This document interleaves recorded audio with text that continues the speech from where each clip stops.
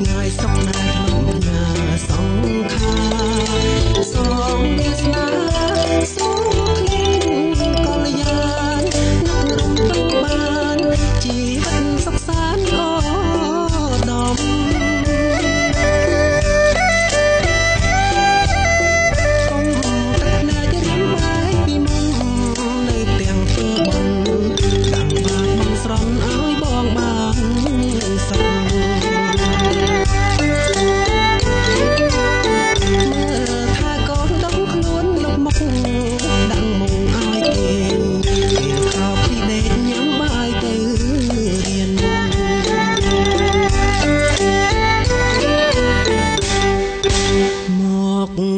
ដល់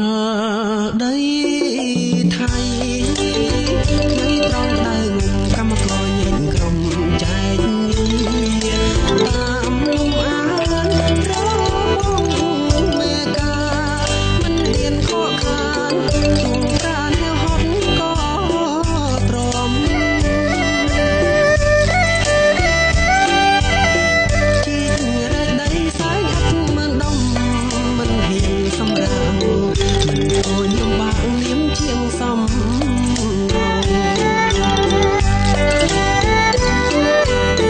កម្មសានក្រាំងបាំងមនុស្សមិនត្រង់គេបោកទាំងស្រុងហើយតែសំណងចិត្តចោលអាប់ព្រៃ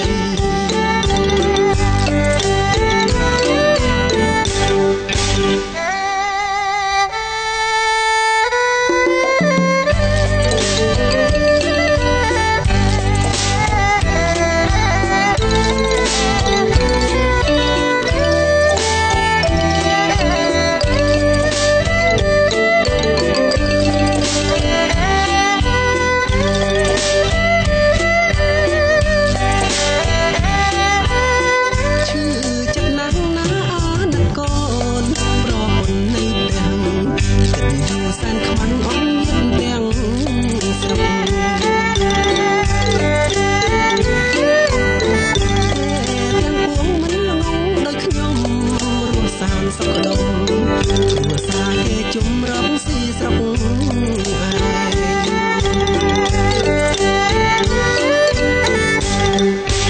លាហើយដីថៃថ្ងៃណាក៏ទុកមិនដែលដល់សុខឲ្យខ្ញុំដីគេខំដីខ្មែរសុខខំឋាននរំលំស្រុក